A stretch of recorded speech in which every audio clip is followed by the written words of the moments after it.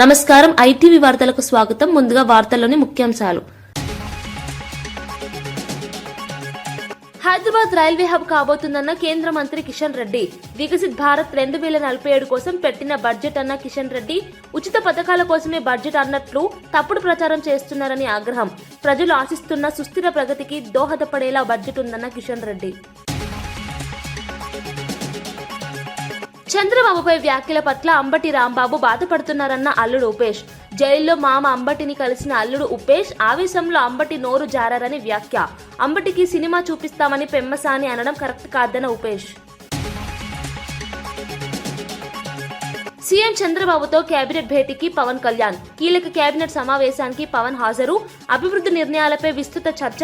కూటమిలో సమన్వయం బలంగా ఉందన్న సంకేతం. రానున్న రోజుల్లో కీలక విధాన నిర్ణయాలు. టికెట్ల కేటాయింపుపై కాంగ్రెస్ కార్యకర్తల ఆగ్రహం. ఒరిజినల్ కార్యకర్తలకు అన్యాయం జరిగిందని జీవన్ రెడ్డి మండిపాటు. ఇండిపెండెంట్ గా పోటీ చేస్తామని కాంగ్రెస్ శ్రేణుల హెచ్చరిక. కాంగ్రెస్ లో పెరుగుతున్న అంతర్గత అసంతృప్తి బహిర్గతం. సిఎఫ్టిఆర్ఐ రిపోర్ట్ ఆధారంగానే చర్యలు తీసుకున్నామన్న పయ్యావుల. లడ్డూ కల్తీని గత ప్రభుత్వం దాచిందని మంత్రి ఆరోపణ. వాస్తవాలనే ప్రజలకు చెప్పామని పయ్యావుల స్పష్టం. భక్తుల విశ్వాసం కాపాడటమే ప్రభుత్వ లక్ష్యమని వెల్లడి. రాష్ట్రంలో కొనసాగుతున్న రాజకీయ ఉద్రిక్తత నేపథ్యంలో మాజీ మంత్రి అనిల్ కుమార్ యాదవ్ సంచలన వ్యాఖ్యలు చేశారు. ఇంకా 3 సంవత్సరాల కాలం ఉందని, ఇదే విధంగా కేసులు, దాడులు కొనసాగిస్తే అది పాలకుల ఇష్టమేనని వ్యాఖ్యానించారు. మాజీ సీఎం జగన్ ను ఉద్దేశిస్తూ నిజంగా రాజ్యాంగ విరుద్ధంగా హింసాత్మక పాలన నడిపాలనుకుంటే ప్రత్యర్థులు రోడ్లపై తిరిగే పరిస్థితి ఉండేదా అని ప్రశ్నించారు. 2029 ఎన్నికల తర్వాత తమ ప్రభుత్వం అధికారంలోకి వస్తే పరిస్థితులు మరింత కఠినంగా ఉంటాయని హెచ్చరించారు. ప్రస్తుతం జరుగుతున్న దాడులు, కేసులు అన్ని భవిష్యత్తుకు సూచనలేనని వ్యాఖ్యానించారు. ఈ వ్యాఖ్యలు రాజకీయ వర్గాల్లో తీవ్ర చర్చకు దారితీస్తున్నాయి. ఇదే రకమైన పరిపాలన మీరు చెప్తున్న రాజారెడ్డి రాజకీయం గాని, రాయలసీమ ఫ్యాక్షనిజం గాని జగన్మోహన్ రెడ్డి గారు చూపించుంటే, మీరు చెప్తున్నట్టే జగన్మోహన్ రెడ్డి గారి హింస వ్యక్తి అని కానీ జగన్మోహన్ రెడ్డి గారు అనుంటే నిజంగా మీరు బయట తిరిగే వాళ్ళ, నిజంగా మీరు ధైర్యంగా ఈ రాష్ట్రంలో తిరిగే వాళ్ళని అడుగుతా ఉన్నాం.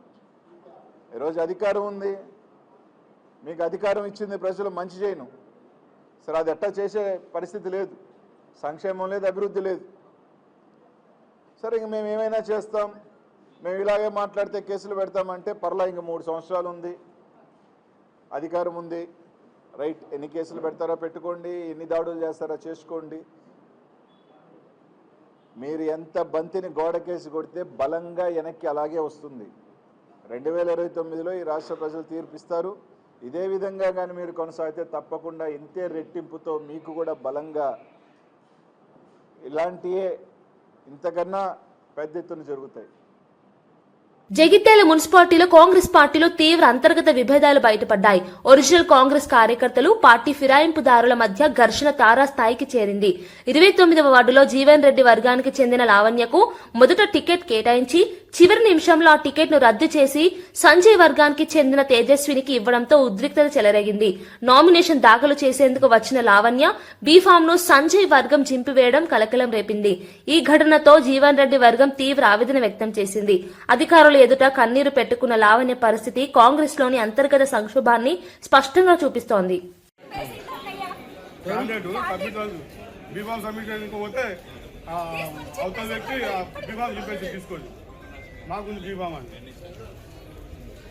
ఎవరు చింపేసింది? ఎవరు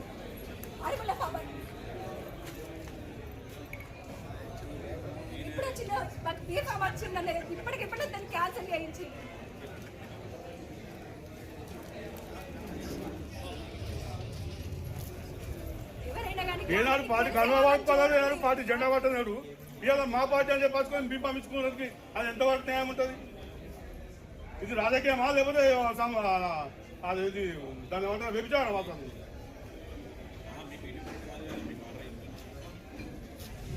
పార్టీ బీఫామ్ చేసుకోవడానికి వీళ్ళకి ఎవరు ఇచ్చాడు?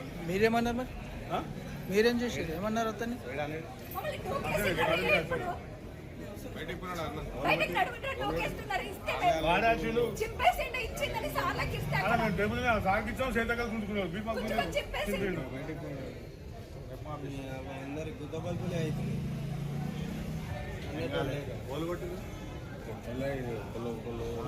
మాజీ సీఎం కేసీఆర్ ను ఉద్దేశించి సీఎం రేవంత్ రెడ్డి చేసిన వ్యాఖ్యలపై శాసన మండలి ప్రతిపక్ష నేత మధుసూదనాచారి తీవ్రంగా స్పందించారు.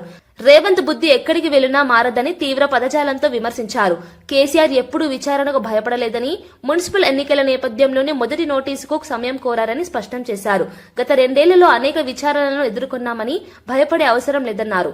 తెలంగాణ రాష్ట్రాన్ని సాధించిన నాయకుడిగా కేసీఆర్ జాతిపితనేనని, ఆయన తెలంగాణ ప్రజల గుండెల్లో చిరస్థాయిగా నిలిచిపోతారని వ్యాఖ్యానించారు. న్యాయమూర్తుల సూచనలు కూడా పట్టించుకోకుండా దిగజారుడు వ్యాఖ్యలు చేయడం సరికాదని రేవంత్ పై మండిపడ్డారు. తీర్చిదిద్దినటువంటి గొప్ప నాయకుడు కేసీఆర్ పదవులను తృణప్రాయం లాగా వదిలిపెట్టి చివరికి ప్రాణత్యాగానికి సిద్ధమై తెలంగాణ సాధించుండు. సొంత పార్టీ పెట్టుకున్నాడు. మీరేం చేస్తున్నారు ముఖ్యమంత్రి గారు? ఎన్ని పార్టీలు మార్చిండ్లు? మంది పార్టీలలో వచ్చి ఇవాళ ఇది ఒక వెకిలి వేషం అయితే, ఇంకొక దుర్మార్గం కేసీఆర్ గారి పాలనను మరిపించేటువంటి పాలన, అంతకంటే గొప్ప పాలన అందిస్తామనేటువంటి హామీలు ఇచ్చి ఇవాళ ఎటువంటి దిగజారుడు ప్రభుత్వం, ఎటువంటి గారడి ప్రభుత్వం నడుస్తూ ఉన్నదో ప్రజలు గమనిస్తున్నారు. ఇవన్నీ కూడా ప్రజాక్షేత్రంలో ఏ రోజుకు ఆ రోజు రిజిస్టర్ అవుతున్నాయి అనేటువంటి విషయాన్ని గుర్తు చేస్తూ ఉన్నాం. ఇక మీరు అమెరికాలోనికి హార్వర్డ్కి వెళ్ళినా లేక అంతరిక్షానికి వెళ్ళొచ్చినా అక్కడ కూడా పాఠాలు నేర్చుకున్నా మీ బుద్ధి మారదు, మీ కుక్కతోక వంకర గుణం దారిలోకి రాదు అనేటువంటి విషయం హెచ్చరిస్తూ ఉన్నాం.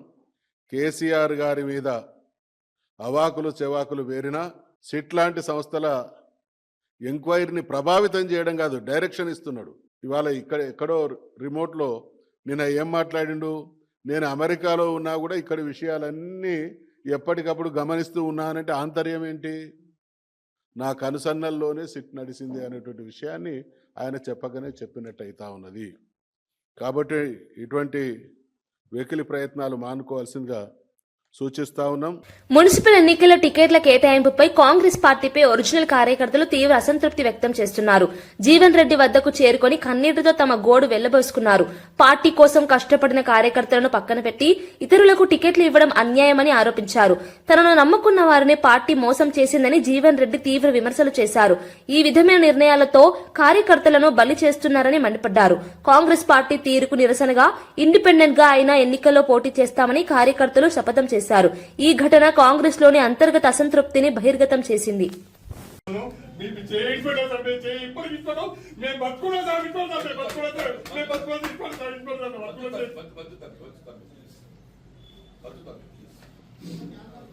ఇది కాంగ్రెస్ పార్టీ కూడా మొదలు పాట సార్, ఇది ఇంత అనే సార్, ఇది ఇంకా అని ఇంకెంత ఎత్తున చేసుకొని సార్ మేము ఇండిపెండెంట్ చేసుకుని రిలీజ్ అవుతుంది. మీ ఇబ్బంది ఉండవు, సచ్చినా బతకరా మీ ఇబ్బంది సార్. ఎవరిగా దుఃఖం ఉంటుంది బాబు, నాకు అర్థం నువ్వు జీవితకాలం కొట్లాడి ఎందుకు కొట్లాడుతున్నావు? మనకి వచ్చేది అవకాశం ఇంకొక కౌన్సిల్ వస్తుంది, ఇంకేం రాదు నీకు. ఆ కౌన్సిల్ అవకాశం నీకు తినముందని పల్లె మిక్కినట్టు కాదు బాబు. కార్యకర్తకి ఏమవుతుంది? అలా కౌన్సిల్ కంటే ఎక్కువ వస్తుంది ఏమన్నా? తినముందని పల్లె మిక్కించినట్టు ఏది ఇస్తుందో, మరి కౌన్సిల్ అవకాశం వస్తే ఏది ఇస్తుందో, వానికి అవకాశం లేకుండా పార్టీకి సంబంధం టికెట్ ఇస్తే ఎందుకు?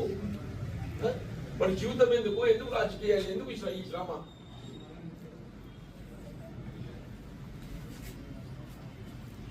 అది దుఃఖం చూడండి. అంటే గంగపుత్రుడు వాడు పుట్టిన పార్టీలో పుట్టినాడు.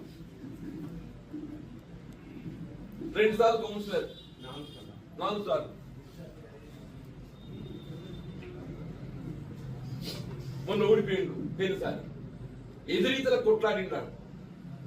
ఎదురీతల 2019 ఎలక్షన్ ఎవరు కొట్లాడినా ఎదురీతలు ప్రవాహానికి ఎదురు నిలిచి కొట్లాడింది. ఎవరు కొట్లాడతాడే?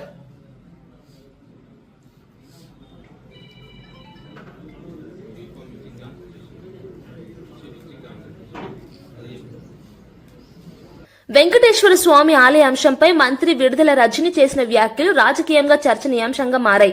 తాము గుడికి వెళ్లడమే తప్ప దేవుడితో పెట్టుకునే ఉద్దేశం లేదని స్పష్టం చేశారు. ప్రత్యర్థులు మాత్రం వెంకటేశ్వర స్వామిని రాజకీయాల్లోకి లాగుతున్నారని ఆరోపించారు. అసెంబ్లీలో వైసీపీ నేతలు సామాన్యులు గుడికి వెళ్లకూడదని చట్టం చేయాలని వ్యంగ్యంగా వ్యాఖ్యానించారు. దేవుడితో పెట్టుకుంటే పరిణామాలు ఎలా ఉంటాయో అందరికీ తెలుసని హెచ్చరించారు. ఎవ్వరూ భయపడం ఇక్కడ. ఎందుకంటే ఈ రాష్ట్రమేమి మీ జాగీర్ కాదు చంద్రబాబు నాయుడు గారు. కల్తీ వ్యవహారంపై మీరు రాజేసిన కుంపటిని మీరే ఆర్పండి చంద్రబాబు నాయుడు గారు. మీరే దీనికి కారణం. మీరే అవాస్తవాలు, అసత్య ప్రచారాలు ప్రజల్లోకి తీసుకువెళ్లి ఈ రోజు వచ్చినటువంటి రిపోర్ట్స్ బేస్ చేసుకుని ఈ రిపోర్ట్సే క్లియర్ గా చెప్పాయి చంద్రబాబు నాయుడు గారు చెప్పింది తప్పు, మేము ఏ కల్తీ నెయ్యి విషయంలో మేము ఏ తప్పు చేయలేదు, వైఎస్ఆర్ కాంగ్రెస్ పార్టీ హయాంలో ఏ తప్పు జరగలేదు, మా పార్టీ గాని మా నాయకుడు గాని ఎవ్వరం కూడా ఏ తప్పు చేయలేదు అని ఈరోజు రిపోర్ట్సే చెప్తా ఉన్నాయి.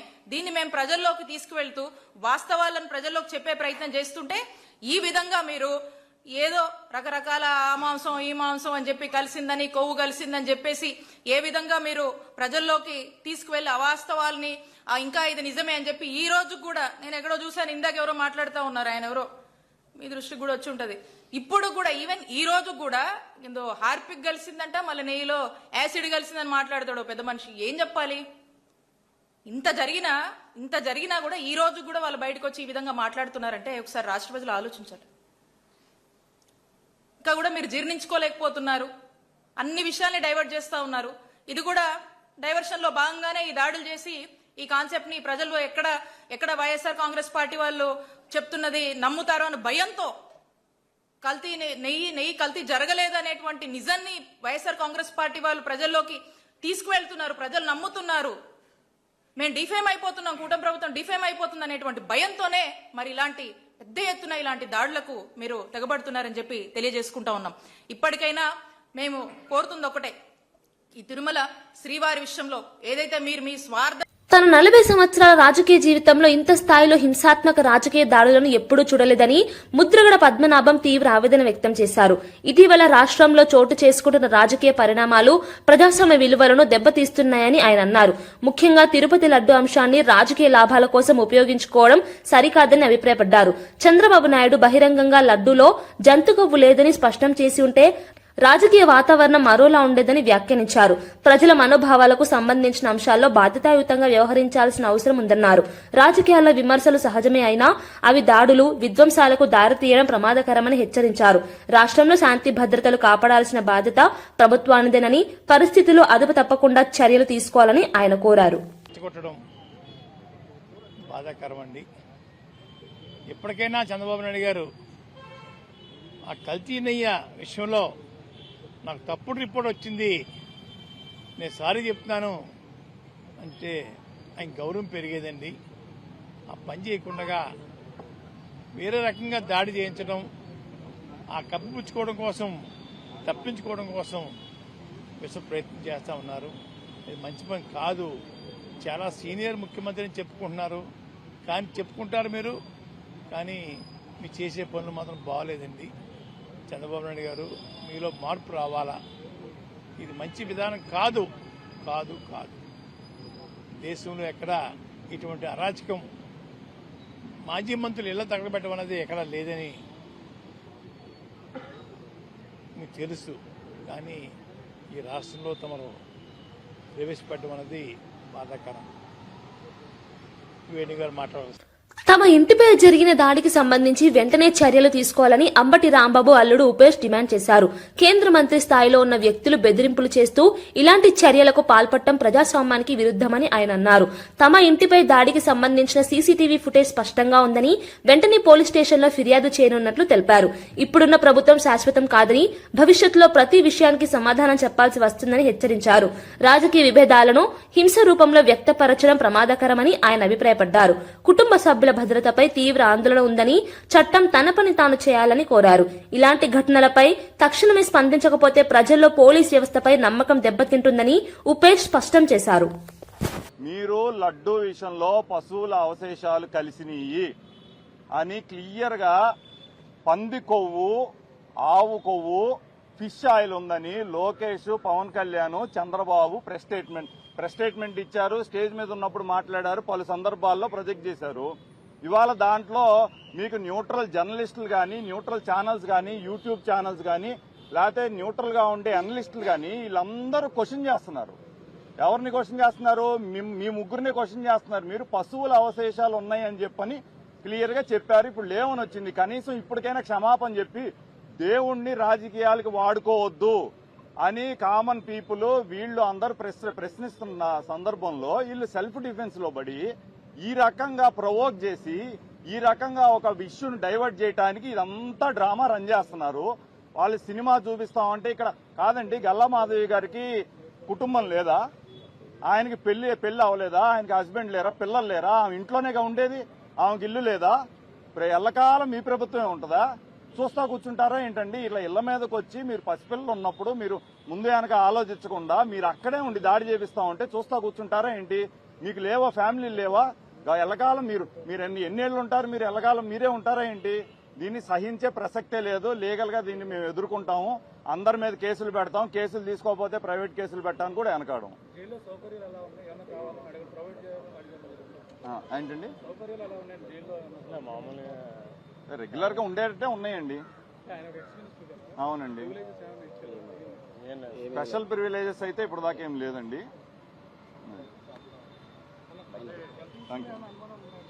ఏంటండి? కొన్ని టీటీడీలో ప్రక్షాళన చర్యలు ప్రారంభించిన సమయంలోనే లడ్డూ తయారీలో కల్తీ అంశం బయటపడిందని మంత్రి పయ్యావుల కేశవ్ తెలిపారు. 2022లో CFTRA నివేదికలో బీటా సిటోస్టెరాల్ పాజిటివ్ వచ్చిన విషయాన్ని గుర్తు చేశారు. ఆ నివేదిక ఆధారంగానే అప్పట్లో చర్యలు తీసుకోవాల్సి ఉండగా వైసీపీ ప్రభుత్వం నిర్లక్ష్యం చేసిందని విమర్శించారు. తాము అధికారంలోకి వచ్చిన తర్వాత ఈ అంశాన్ని సీరియస్ గా తీసుకుని ప్రజల ముందుకు వాస్తవాలు తీసుకొచ్చామని అన్నారు. సీఎం చంద్రబాబు ప్రజలకు చెప్పింది రిపోర్టుల్లో ఉన్న విషయాలేనని స్పష్టం చేశారు. లడ్డూ లాంటి పవిత్ర ప్రసాదంపై రాజకీయ ఆరోపణలు చేయడం సరికాదని, వాస్తవాల ఆధారంగానే చర్చ జరగాలన్నారు. భక్తుల విశ్వాసాన్ని కాపాడటమే తమ ప్రభుత్వ లక్ష్యమని మంత్రి వివరించారు. ఉంది అనేటువంటిది స్పష్టంగా తేల్చి చెప్పడం జరిగింది.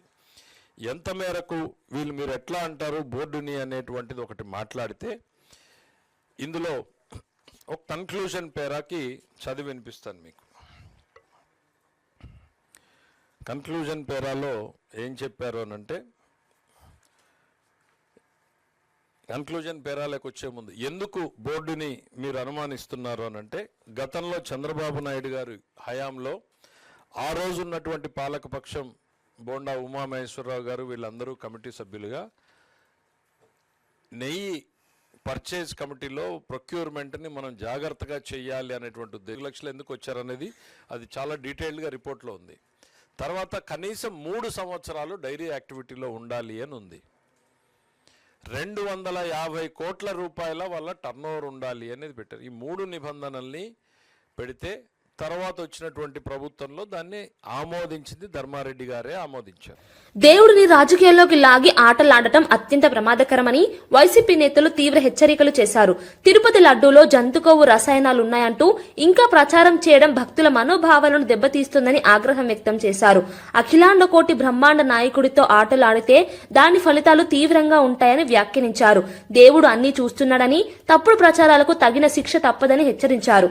రాజకీయ ప్రయోజనాల కోసం పవిత్రమైన విషయాలను వాడుకోవడం మానుకోవాలని సూచించారు. ఈ వివాదం కారణంగా రాష్ట్రంలో ఉద్రిక్తత పెరుగుతోందని, శాంతి భద్రతలపై ప్రభావం పడుతుందని ఆందోళన వ్యక్తం చేశారు. భక్తుల విశ్వాసాన్ని గౌరవిస్తూ రాజకీయ నాయకులు బాధ్యతాయుతంగా మాట్లాడాలని కోరారు.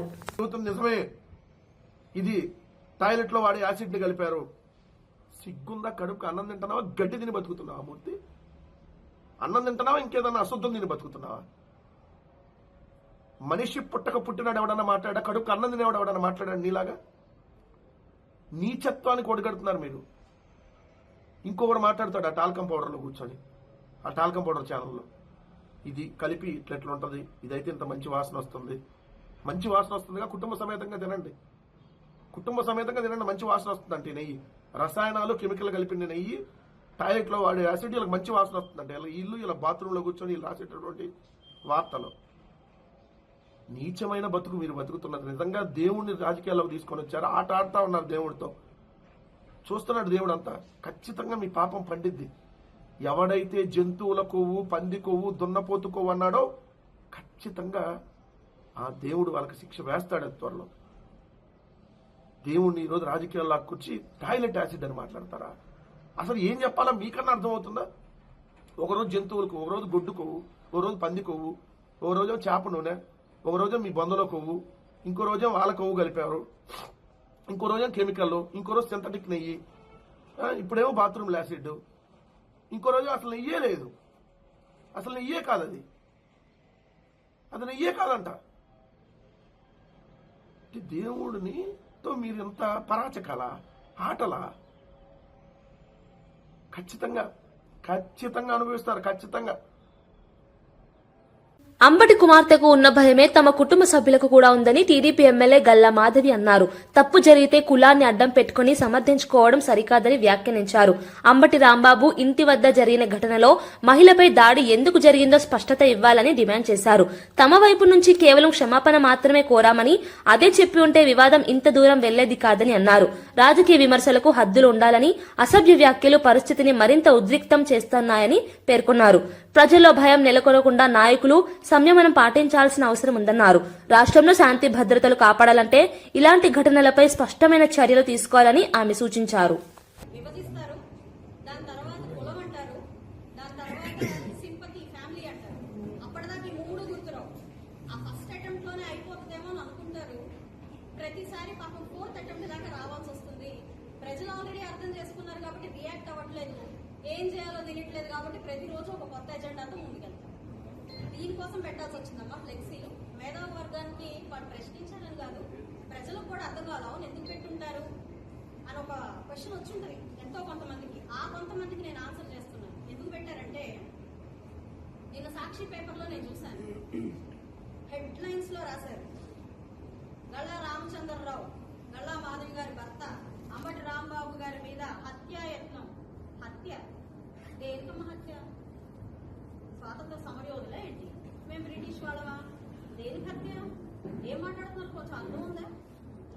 హత్య ఏంటి? కార్యకర్తల ఆవేశాన్ని తగ్గించడం కోసం నిజంగా గుడ్లు పని అయిపోయావు తెలుసమ్మా మీ నాన్నగారు.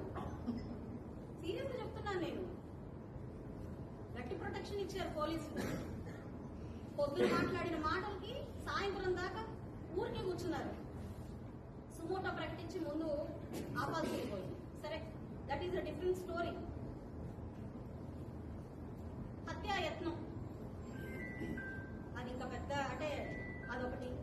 మళ్ళీ వెనకాల మరుసటి రోజు నల్లపాడు స్టేషన్కి వెళ్ళి పోలీసుల్ని ఎలా ఉన్నారు అని ప్రశ్నించి బాగానే ఉన్నారా అని చెప్తూ బయటకు వచ్చిన గల్లా మాధవి. అదే పేపర్. నేను నల్లపాడు స్టేషన్కి వెళ్ళి అరెస్ట్ అయ్యాక నేను నల్లపాడు స్టేషన్కి వెళ్ళి మీరు ఎలా ఉన్నారు, ఎలా ఉన్నాడు ఆయన అని నేను అడిగానంట. బాగా చూసుకున్నామని వాళ్ళు చెప్పారంట, బాగా చూసుకున్నామని నేను మీడియాకు వచ్చి చెప్పానంట. పేపర్లో రాస్తారు వాళ్ళు. ఏం ప్రొవోక్ చేస్తున్నట్టు? చిల్లరగా అనిపించట్లా మీకు? నారాసుల రక్త చరిత్ర అంటే అది కామ్గా ఉంటుండే, దాన్ని బేస్ చేసుకుని అఫ్ కోర్స్ మీరు గెలిచారు, ఆ సింపతిని గెయిన్ చేసుకుని గెలిచారు. That is a different story again. ఎందుకు చెప్తున్నానంటే ఇవన్నీ మీకు కరెక్ట్ టైంలో మీరు మాట్లాడిన వాటికి ఆన్సర్ చేయకపోతే. రాయలసీమ రైతుల సమస్యలపై వైఎస్ఆర్సీపీ ప్రభుత్వం పూర్తిగా విఫలమైందని కర్నూలు జిల్లా కోడుమూరు ఎమ్మెల్యే బొగ్గుల దస్తగిరి తీవ్ర విమర్శలు చేశారు. కర్నూలు సమీపంలోని రుద్రవరం గ్రామంలో హంద్రీవా కాలువను పరిశీలించిన ఆయన కాలువ నిర్మాణం పేరుతో గత ప్రభుత్వం రైతులను మోసం చేసిందన్నారు. కాలువలు పూర్తి కాకపోవడంతో వేల ఎకరాల పంట భూములు ఎండిపోయాయని, నీరు అందక రైతులు తీవ్ర నష్టాలు ఎదుర్కొంటున్నారని విమర్శించారు. రాయలసీమ లిఫ్ట్ ఇరిగేషన్, హంద్రీవా వంటి కీలక ప్రాజెక్టులను వైఎస్ఆర్సీపీ ప్రభుత్వం నిర్లక్ష్యం చేసిందని ఆరోపించారు. ఎన్నికల సమయంలో ఇచ్చిన హామీలను అమలు చేయకుండా రైతుల ఆశలతో ఆడుకున్నారని మండిపడ్డారు. ప్రస్తుత ప్రభుత్వం రైతులకు నీరు అందించడమే లక్ష్యంగా పనిచేస్తుందని, సాగునీటి ప్రాజెక్టుల పూర్తి కోసం ప్రత్యేక చర్యలు తీసుకుంటున్నామని ఆయన స్పష్టం చేశారు. మా యొక్క ప్రభుత్వం వచ్చిన తర్వాత 3,800 కోట్లతో దీనికి ఖర్చు పెట్టి దాదాపు పులివెందులకి, అంటే మల్యాల ఎత్తిపోతల పథకం నుంచి పులివెందులకి ఈరోజు సాగునీటిని అందిస్తున్నాము. అంటే అది మా యొక్క కూటమి ప్రభుత్వం. నారా చంద్రబాబు నాయుడు గారు వచ్చిన వెంటనే 19 నెలల కాలంలోనే దాదాపు 8,000 కోట్ల రూపాయలతో సాగునీటికి ఖర్చు చేయడం జరిగింది. అలాగే ఈ తుంగభద్ర నదికి గేట్ల మరమ్మతులు కూడా చేసుకోలేక, ఆ గేట్ల చేయలేకపోయిన వ్యక్తి మన వైఎస్ జగన్మోహన్ రెడ్డి. కాబట్టి నారా చంద్రబాబు నాయుడు గారు వచ్చిన తర్వాత ఆ గేట్లను మరమ్మతులు చేసి ఇమ్మీడియట్గా మరమ్మతులు చేయడం జరిగింది. ఈ రాష్ట్రాన్ని అభివృద్ధి పథంలో నడపాలంటే, అలాగే సంక్షేమంగానే ఏదైనా చేయాలన్నా నారా చంద్రబాబు నాయుడు గారికి సాధ్యం. మహబూబాబాద్ జిల్లాలో కాంగ్రెస్ పార్టీపై సిపిఐ నాయకులు తీవ్ర ఆగ్రహం వ్యక్తం చేశారు. నామినేషన్ల స్వీకరణ కేంద్రం వద్ద కాంగ్రెస్ డౌన్ డౌన్ అంటూ సిపిఐ శ్రేణులు నిరసన చేపట్టాయి. కాంగ్రెస్ ఎమ్మెల్యే మురళీ నాయక్ తమతో పొత్తు కుదుర్చుకుని చివరి నిమిషంలో మాట తప్పారని సిపిఐ నేతలు ఆరోపించారు. పొత్తు పేరుతో తమకు అన్యాయం చేశారని, నమ్మక ద్రోహానికి పాల్పడ్డారని మండిపడ్డారు. మున్సిపల్ ఎన్నికల్లో సిపిఐకి రావాల్సిన స్థానాలను కాంగ్రెస్ తనవిగా మార్చుకుందని ఆరోపణలు చేశారు. ఈ వ్యవహారంతో పార్టీ శ్రేణుల్లో తీవ్ర అసంతృప్తి నెలకొందన్నారు. కాంగ్రెస్ పార్టీ ప్రజాస్వామ్య విలువలను తుంగలో తొక్కుతోందని విమర్శించారు. తమకు న్యాయం జరిగే వరకు పోరాటం కొనసాగిస్తామని సిపిఐ నేతలు స్పష్టం చేశారు. ఈ ఘటనతో మహబూబాబాద్ రాజకీయ వాతావరణం ఒక్కసారిగా వేడెక్కింది.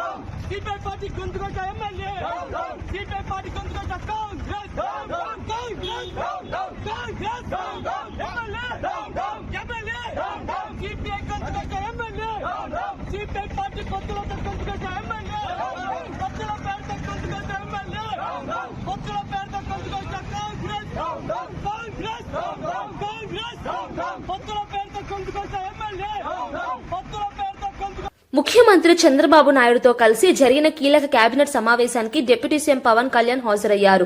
రాష్ట్ర అభివృద్ధి, పాలనలో తీసుకోవాల్సిన కీలక నిర్ణయాలపై ఈ సమావేశంలో విస్తృతంగా చర్చ జరిగింది. ముఖ్యంగా పరిపాలనా సంస్కరణలు, ప్రజా సమస్యలు, ఆర్థిక పరిస్థితులపై కేబినెట్ దృష్టి సారించింది.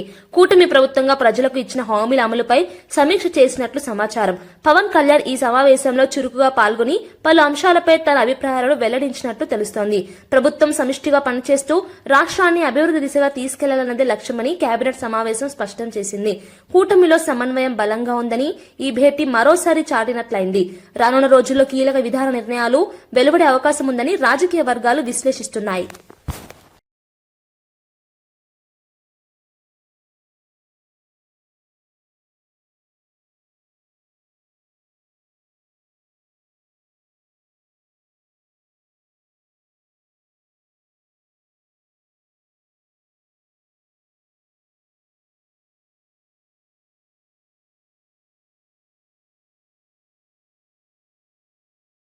సింగరేణి సంస్థకు బీఆర్ఎస్, కాంగ్రెస్ పార్టీల పాలనల వల్ల తీవ్ర అన్యాయం జరిగిందని కేంద్ర మంత్రి కిషన్ రెడ్డి విమర్శించారు.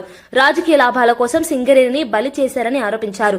ఈ విషయంలో కేంద్ర ప్రభుత్వానికి ఎలాంటి అధికారాలు లేవని స్పష్టం చేస్తూ రాష్ట్ర ప్రభుత్వాల తప్పిదాల వల్లే సంస్థ నష్టపోతుందన్నారు. సింగరేణి కార్మికుల హక్కులను కాపాడడంలో రాష్ట్ర ప్రభుత్వాలు విఫలమయ్యాయని తెలిపారు. సంస్థ భవిష్యత్తును దెబ్బతీసే నిర్ణయాలు తీసుకుంటూ కార్మికులను మోసం చేశారని మండిపడ్డారు. సింగరేణి రాష్ట్రానికి ఆర్థిక వెన్నెముక లాంటిదని, దాన్ని రాజకీయాలకు అతీతంగా చూడాలని సూచించారు. కార్మికుల సంక్షేమం, సంస్థ అభివృద్ధి కోసం కేంద్రం తన వంతు సహకారం అందిస్తుందని హామీ ఇచ్చారు. సింగరేణి విషయంలో ప్రజలను తప్పుదో పట్టించే ప్రచారాలను నమ్మవద్దని కిషన్ రెడ్డి పిలుపునిచ్చారు. పారదర్శకత ఉండాలి. సింగరేణి కంపెనీ పరిరక్షణతో కోసం పనిచేయాలి. కార్మికుల భవిష్యత్తు కోసం పనిచేయాలి. ఈరోజు 51,000 కోట్ల రూపాయలు రాష్ట్ర ప్రభుత్వం అప్పుడుంది. 51,000. అది కాకుండా ఇంకెక్కున్నది. 51,000 కోలు సంబంధించినటువంటి డబ్బులు పేమెంట్ చేయాలి. సింగరేణి విద్యుత్ ఉత్పత్తి చేస్తుంది. విద్యుత్ ఉత్పత్తికి సంబంధించినటువంటి డబ్బులు పేమెంట్ చేయాలి. అది కాకుండా డిస్ట్రిక్ట్ మినరల్ ఫండ్ కావచ్చు, ఇతర కంపెనీలకు ఇవ్వాల్సిన డబ్బు కావచ్చు, అది వేరే ఉంది. ఒక 2 సెక్టార్లు ఉన్నాయి. కోల్ కొనుగోలు చేసినటువంటి రాష్ట్ర ప్రభుత్వం, విద్యుత్ కొనుగోలు చేసినటువంటి రాష్ట్ర ప్రభుత్వమే ఒక 51,000 కోట్ల రూపాయలు సింగరేణికి ఇవ్వాలి. ఈ 2 పార్టీల పాపం కారణంగా, ఈ 2 పార్టీల యొక్క మోసం కారణంగా సింగరేణి దగా చేయబడ్డది. సింగరేణికి అన్యాయం జరుగుతూ ఉంది. సింగరేణి కార్మికులకు అన్యాయం జరుగుతుంది. వాళ్ళ భవిష్యత్ అంధకారంలో 2 పార్టీలు నెట్టేశారు. ఎవరు కార్మికుల రక్తాన్ని చెమటగా మార్చి కష్టపడినటువంటి 50,000 కోట్ల రూపాయలు ఈ రాష్ట్ర ప్రభుత్వం తీసుకొని ఇవ్వకపోతే సింగరేణి కార్మికులు ఎవరు చెప్పుకోవాలి? కేంద్ర ప్రభుత్వం ఏ రకమైనటువంటి అధికారాలు లేవు.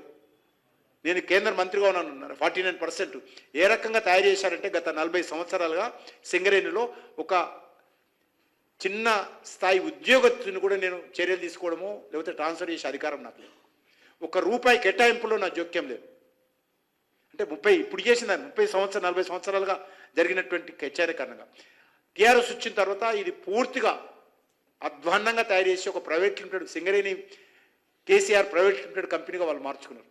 వార్తలు ముగించే ముందు ముఖ్యాంశాలు మరోసారి. హైదరాబాద్ రైల్వే హబ్ కాబోతుందన్న కేంద్ర మంత్రి కిషన్ రెడ్డి. వికసిత్ భారత్ 2047 కోసం పెట్టిన బడ్జెట్ అన్న కిషన్ రెడ్డి. ఉచిత పథకాల కోసమే బడ్జెట్ అన్నట్లు తప్పుడు ప్రచారం చేస్తున్నారని ఆగ్రహం. ప్రజలు ఆశిస్తున్న సుస్థిర ప్రగతికి దోహదపడేలా బడ్జెట్ ఉందన్న కిషన్ రెడ్డి. చంద్రబాబుపై వ్యాఖ్యల పట్ల అంబటి రాంబాబు బాధపడుతున్నారన్న అల్లుడు ఉపేష్. జైల్లో మామ అంబటిని కలిసిన అల్లుడు ఉపేష్ ఆవేశంలో అంబటి నోరు జారారని వ్యాఖ్య. అంబటికి సినిమా చూపిస్తామని పెమ్మసాని అనడం కరెక్ట్ కాదన్న ఉపేష్. సీఎం చంద్రబాబుతో కేబినెట్ భేటీకి పవన్ కళ్యాణ్. కీలక కేబినెట్ సమావేశానికి పవన్ హాజరు. అభివృద్ధి నిర్ణయాలపై విస్తృత చర్చ. కూటమిలో సమన్వయం బలంగా ఉందన్న సంకేతం. రానున్న రోజుల్లో కీలక విధాన నిర్ణయాలు. టికెట్ల కేటాయింపుపై కాంగ్రెస్ కార్యకర్తల ఆగ్రహం. ఒరిజినల్ కార్యకర్తలకు అన్యాయం జరిగిందని జీవన్ రెడ్డి మండిపాటు. ఇండిపెండెంట్ గా పోటీ చేస్తామని కాంగ్రెస్ శ్రేణుల హెచ్చరిక. కాంగ్రెస్ లో పెరుగుతున్న అంతర్గత అసంతృప్తి బహిర్గతం. CFTRI రిపోర్ట్ ఆధారంగానే చర్యలు తీసుకున్నామన్న పయ్యావుల. లడ్డూ కల్తీని గత ప్రభుత్వం దాచిందని మంత్రి ఆరోపణ. వాస్తవాలనే ప్రజలకు చెప్పామని పయ్యావుల స్పష్టం. భక్తుల విశ్వాసం కాపాడటమే ప్రభుత్వ లక్ష్యమని వెల్లడి. ఇవి ఈనాటి వార్తా విశేషాలు. మరో బులెటిన్లో మళ్ళీ కలుద్దాం. నమస్కారం.